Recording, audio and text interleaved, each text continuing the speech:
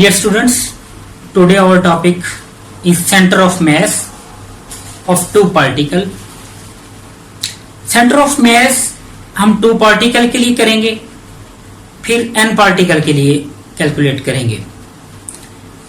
पिछली वीडियो में मैंने आपको बताया कि सेंटर ऑफ मास ये वो पॉइंट होता है जिस पॉइंट के ऊपर बॉडी का होल मास डिपेंड कर रहा होता है.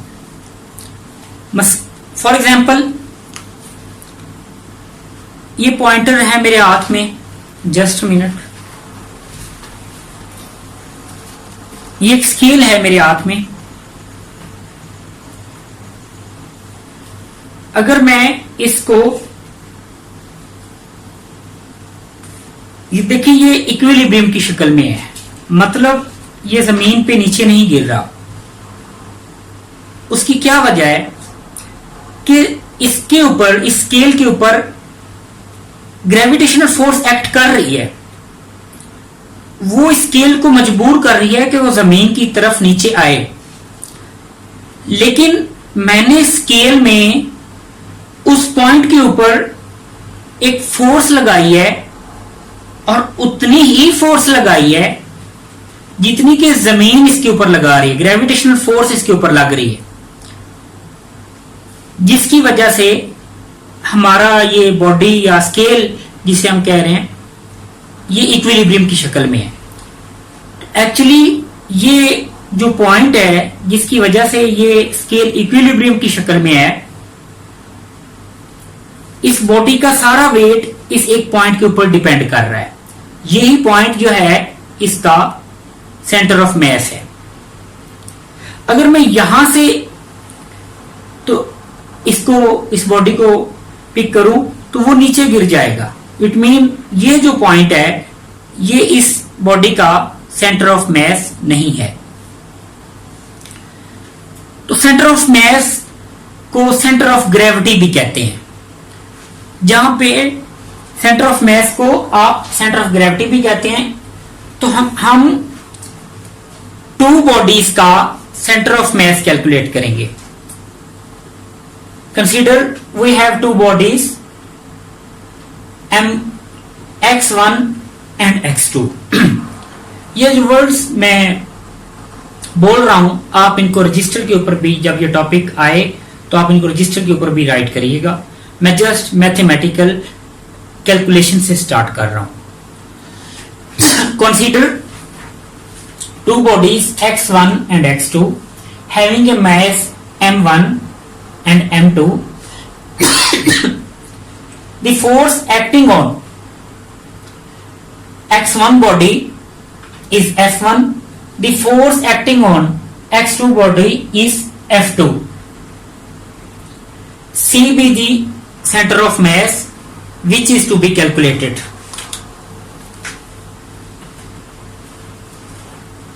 C be the center of mass which is to be calculated.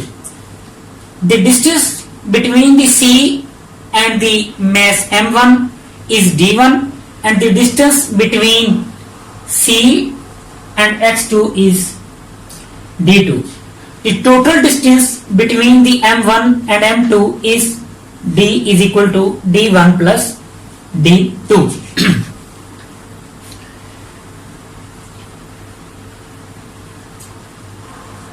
आप देखें कि ये x1 बॉडी जो है ये इस तरफ को रिवॉल्व करना चाह रही है. तो इसके अंदर जो टॉर्क प्रोड्यूस हो रहा है वो क्लॉक एंटी क्लॉकवाइज प्रोड्यूस हो रहा है, और इसके ऊपर जो टॉर्क प्रोड्यूस हो रहा है वो क्लॉकवाइज टॉर्क प्रोड्यूस हो रहा है. और एक चीज और भी नोट करें कि जो x1 बॉडी है वो हैवियर है देन x2 बॉडी. मतलब x1 बॉडी का जो मास है वो x2 बॉडी से ज्यादा है. ठीक है. अब ये इसका सेंटर ऑफ मास कब कैलकुलेट होगा? जब टाउ 1 और टाउ 2, यानी जो x1 बॉडी में जो टॉर्क प्रोड्यूस हो रहा है या जो टॉर्क x2 बॉडी में प्रोड्यूस हो रहा है, जब वो बैलेंस होंगे तो आप उसका सेंटर ऑफ मास कैलकुलेट कर सकते हैं। वो क्यों उस वक्त क्यों कैलकुलेट कर सकते हैं? क्योंकि उस वक्त जब दोनों टॉर्क इक्वल होंगे तो उस वक्त आपका बॉडी इक्विलिब्रियम की पोजीशन में होगा, और जब बॉडी इक्विलिब्रियम की पोजीशन में होता है वही पॉइंट उसका सेंटर ऑफ मास होता है। मैं आपको एक्सप्लेन कर चुका हूं। तो इनके सेंटर ऑफ मास के लिए, टू बॉडीज के लिए आपको उनके टॉर्क इक्वल रखने हैं। For example tau 1 is equal to tau 2। इन दोनों के दरमियान इसमें रेडियस वेक्टर ये है F1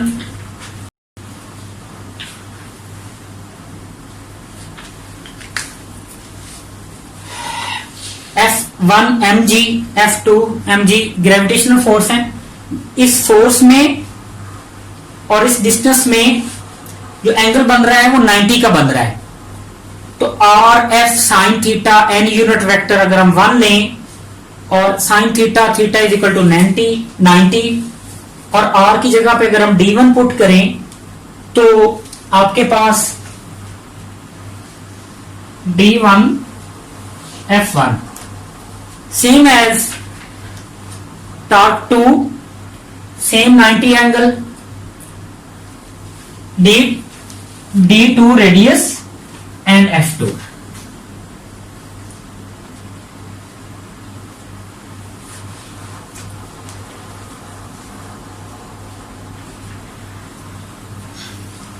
F1 is equal to m1g, F1 is equal to m1g, F2 is equal to m2g। तो F1 की जगह पर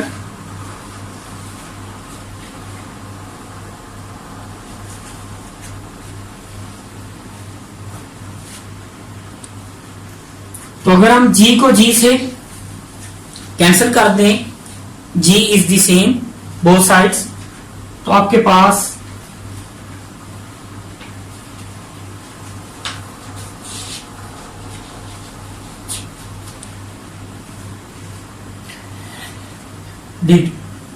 अब हम पहले d1 कैलकुलेट करेंगे, बाद में d2 कैलकुलेट करेंगे। तो d1 कैलकुलेट करने के लिए हम इस एक्सप्रेशन में दोनों साइडों पर कुछ ऐड करेंगे।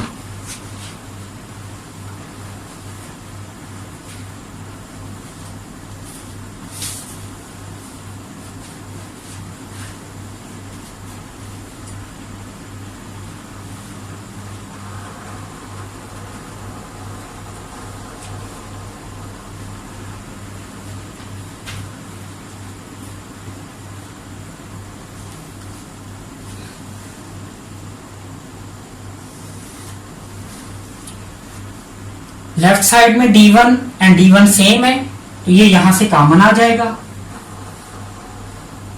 आप इसको इक्वेशन ए का नाम दे दें।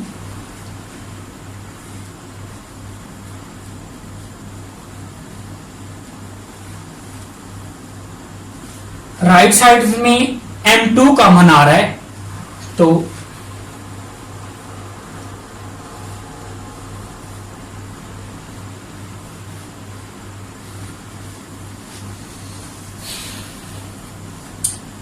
d2 प्लस d1 मैंने एक्सप्लेन किया था कि ये d के बराबर है, तो इसकी जगह पर हम d लगाएंगे।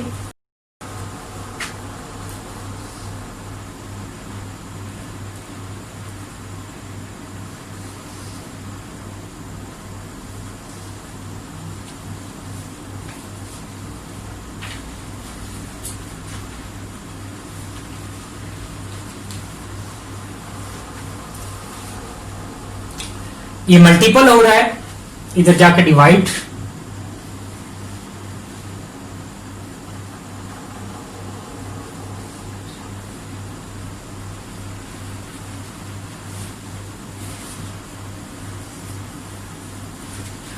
हमने D1 कैलकुलेट कर लिए। पहले हमने M2 D1 दोनों साइडों पे ऐड किया था। अब आपने क्या करना है, D2 कैलकुलेट करना है। तो ये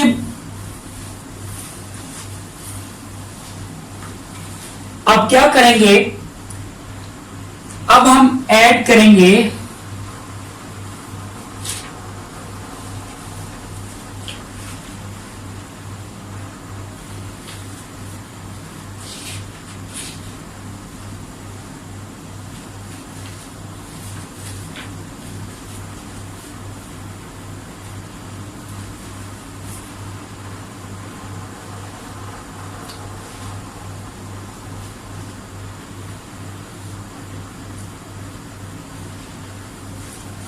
अब हम D2 M1 दोनों तरफ ऐड कर रहे हैं।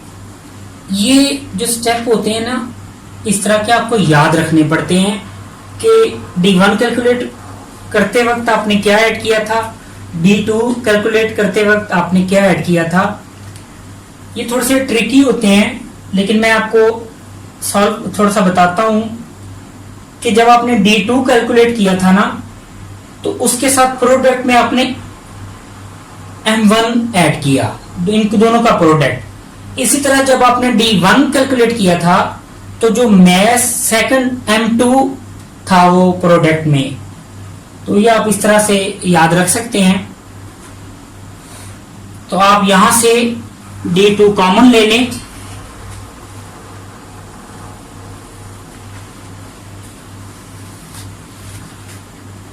यहां से M1 कॉमन लें लेफ्ट साइड से, D1 प्लस D2,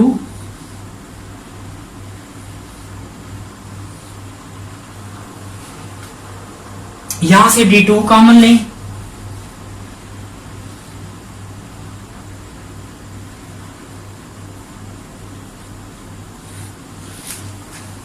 यहां से आपने M1 कॉमन लिया तो D1 प्लस D2, यहां से आपने D2 कॉमन लिया M1 प्लस M2। आप जानते हैं कि D1 D2 ये D के बराबर होता है, तो M1D is equal to D2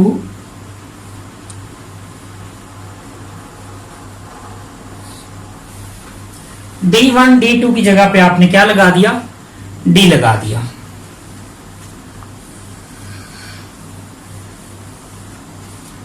तो D2 आ गया,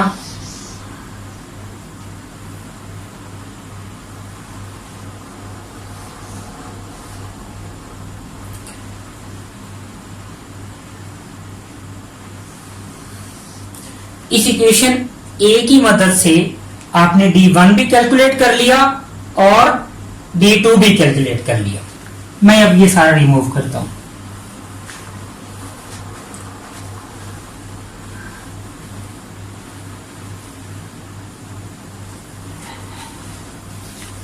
अब D1 और D2 ये आपके पास दो इक्वेशन है। अब D1 पे D2 को डिवाइड कर दें।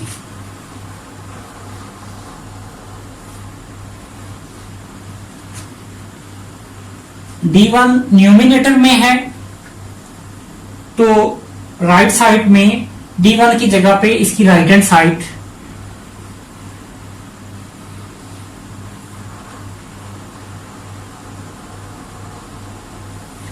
D2 डिनोमिनेटर में है, तो इसकी राइट हैंड साइड ये,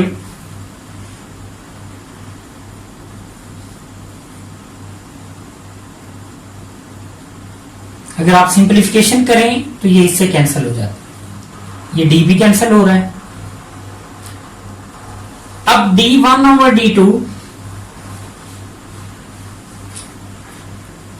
is equal to M2 over M1।